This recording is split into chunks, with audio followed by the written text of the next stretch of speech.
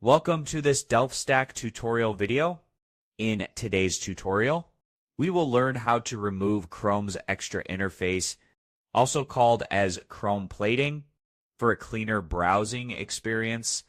First, try pressing F11 to enter full screen mode. On some devices, you may need to hold the function key and F11 if the standard shortcut does not work. Next, go to the three dot and go to Settings.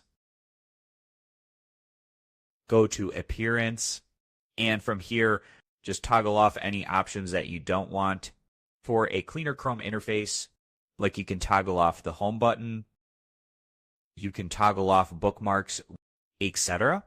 You can also go to Zoom In, click on this full screen mode, which will give you a much cleaner, neat, minimal browser window, making your browser more immersive and distraction-free.